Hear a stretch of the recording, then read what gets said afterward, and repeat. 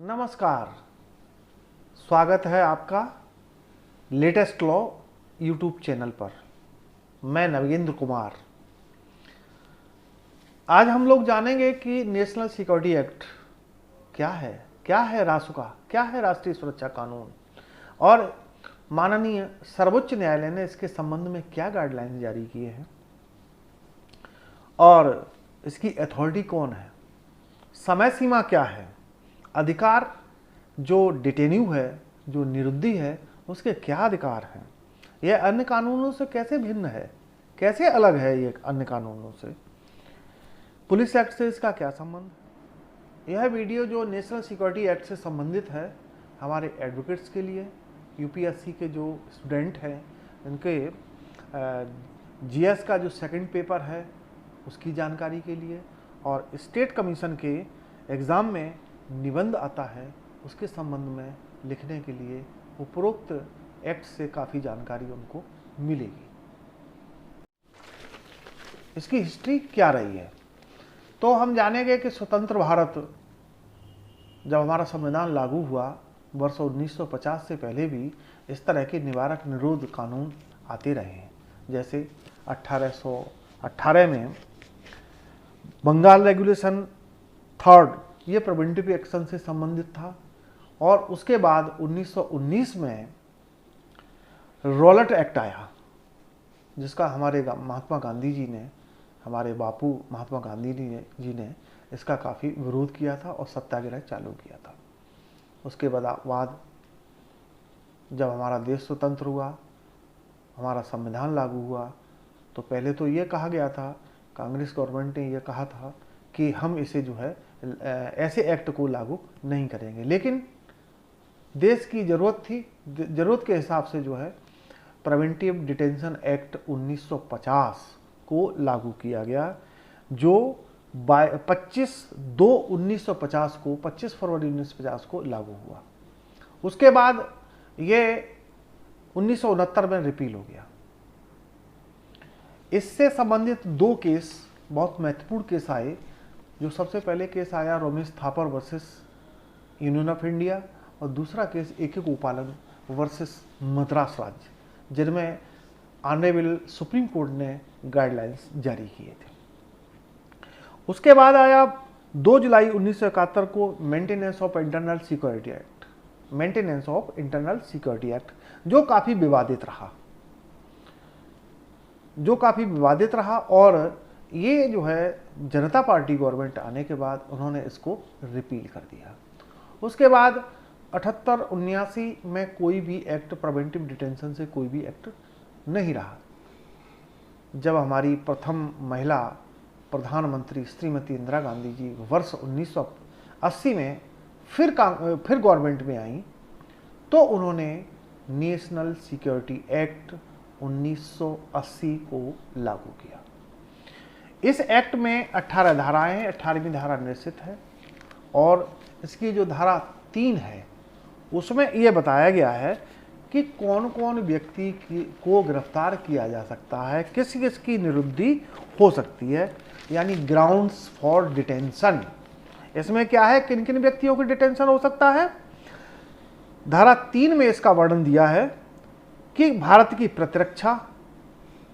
प्रतिरक्षा के लिए जो हानिकारक हो, या किसी हानिकारक कार्य को रोकने की दृष्टि से हो, भारत की सुरक्षा को खतरा करता हो, या विदेशी शक्तियों से जो हमारे देश से संबंध है, जो प्रगाढ़ संबंध है, उनको खतरा हो, ऐसे व्यक्तियों को धारा 3 में निरुद्ध किया जा सकता है। यह धारा 3 के 3(1)A में निरुद्ध किया जा सकता है। धारा 3(1)2 में ऐसे व्यक्ति को निरुद्ध किया जा सकता है जो विदेशी है। राष्ट्रीय सुरक्षा कानून यह कहता है कि विदेशी व्यक्ति को भी इस एक्ट के अंतर्गत निरुद्ध किया जा सकता है, यदि वो क्या कार्य करे कि विदेशी के बारे में इस बात से सेंट्रल गवर्नमेंट या स्टेट गवर्नमेंट संतुष्ट है कि भारत में अपनी उपस्थिति विनियमित करने की दृष्टि से या भारत से स्वयं को भगाने की दृष्टि से प्रयत्न कर रहा है, या इस बात से सेंट्रल गवर्नमेंट और स्टेट गवर्नमेंट संतुष्ट है कि कोई व्यक्ति हानिकारक कार्य को रोकने की दृष्टि से उसे भी गिरफ्तार किया जा सकता है। अगर कोई हानिकारक कार्य करता है, जिस तरह से आजकल हमारी गवर्नमेंट जो है लोक व्यवस्था को बनाए रखने के लिए जो बाधक हैं उनको भी गिरफ्तार किया जा सकता है। नेशनल सिक्योरिटी एक्ट 1980 की धारा 3(2) के अंतर्गत वर्णन किया गया है कि यदि कोई हानिकारक कार्य करता है उसको रोकने के लिए, या कोई लोक व्यवस्था भंग करता है, जिस तरह से आजकल हमारे डॉक्टर्स को, स्वास्थ्य विभाग के अन्य कर्मचारियों को, या कोरोना से संबंधित जो भी ड्यूटी कर रहे हैं उनको कोई मार रहा है, कोई पीट रहा है, कोई थूक रहा है, कोई कुछ कर रहा है, कोई ईंट फेंक रहा है, तो उन व्यक्तियों के विरुद्ध भी राष्ट्रीय सुरक्षा कानून लगाई जा सकती है। क्यों? कि इससे सार्वजनिक व्यवस्था भंग होती है। अब आप कहेंगे कि इससे संबंधित तो एफआईआर होती है। हाँ, हम मानते हैं एफआईआर होती है। अगर कोई मारेगा किसी को तो एफआईआर होगी, लेकिन अगर उसके डर की वजह से, मार की डर की वजह से, थूकने की डर की वजह से जो लोग कर्मचारी ड्यूटी पे नहीं जाना चाहते हैं, वो डर रहे हैं, वो कहते हैं कि हमको डर है कि हमारे ऊपर कोई थूक देगा तो इससे क्या होता है? भय उत्पन्न होता है, जिससे लोक व्यवस्था भंग होती है। तो लोक व्यवस्था भंग न हो, इसके लिए राष्ट्रीय सुरक्षा कानून होता है।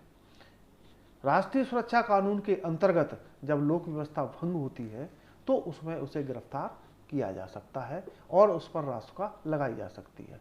सर्वप्रथम लोक व्यवस्था भंग या पब्लिक ऑर्डर के संबंध में सर्वप्रथम AK गोपालन वर्सेस मद्रास राज्य के बारे में माननीय सुप्रीम कोर्ट ने इसके बारे में गाइडलाइन जारी किया था, और हमारे प्रथम संविधान संशोधन में भी लोक व्यवस्था का जिक्र किया गया। हर अधिनियम के पीछे कोई न कोई उद्देश्य होता है। इस NSA के अंतर्गत भी उद्देश्य है। क्या है? कि किसी भी अपराध को भविष्य में कोई ना करे, उस अपराध से रोकना होता है। अगर इसे डिटेंशन कर दिया जाए तो अपराध स्वयं रुक जाता है। ये पनिटिव एक्शन नहीं है, इसका उद्देश्य सिर्फ प्रिवेंटिव है। पनिटिव में किसी को पेनल किया जाता है, न्यायालय उसे दंड देता है, लेकिन इसमें अपराध करने से रोकता है। जिस तरह से CRPC में धारा 151, धारा 1716 वर्णित है, जिसमें कोई भी यदि कोई अपराध करने जा रहा है, 151 में जिस तरह कोई संज्ञेय अपराध करने जा रहा है तो उसको बंद किया जाता है, डिटेन किया जाता है। ये प्रिवेंटिव एक्शन होता है।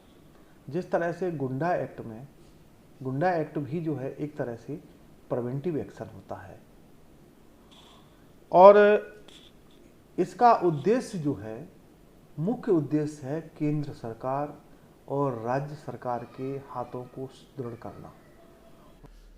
जिस तरह से हमने उद्देश्य जाना, उसी तरह से हम जानेंगे कि अन्य अधिनियमों से इसकी NSA से अंतर क्या है। अन्य जो अधिनियम है वो अधिनियम करीब सभी अधिनियम इस बात को वर्णित करते हैं कि कोई व्यक्ति अपराध करे, उसके बाद उसकी अरेस्टिंग हो और उसे दंड दिया जाए। वो एक्ट सभी पनिटिव हैं। लेकिन ये जो नेशनल सिक्योरिटी एक्ट है वो ये वर्णित करता है कि कोई व्यक्ति अपराध ना कर पाए, उससे पहले ही उसे अरेस्ट कर लिया जाए और उसे डिटेन कर दिया जाए। CRPC में ये है कि कोई व्यक्ति यदि अरेस्ट होता है तो 24 घंटे के अंतर्गत न्यायालय के समक्ष प्रस्तुत करना पड़ता है, लेकिन इसमें ऐसा कुछ नहीं है। न्यायालय के समक्ष प्रस्तुत करने की आवश्यकता नहीं होती है। केवल डिटेन्यू को उसके ग्राउंड्स बताने पड़ते हैं कि क्या ग्राउंड है, उसे जो है अरेस्ट क्यों किया गया। CRPC की धारा 50, 57 और 76 के अनुसार कोई भी व्यक्ति जो मुलजिम है वो 24 घंटे के अंतर्गत कंसर्न जुडिशरी के समक्ष प्रस्तुत होना आवश्यक है। लेकिन इसमें ऐसा कोई प्रावधान नहीं है कि उसको 24 घंटे के अंदर NSA के जो डिटेन्यू है उसे प्रस्तुत किया। पुलिस एक्ट 1861 की धारा 31 में पब्लिक ऑर्डर से संबंधित वर्णन किया गया है कि पब्लिक ऑर्डर को मेंटेन करने के लिए किस तरह पुलिस कटिबद्ध है।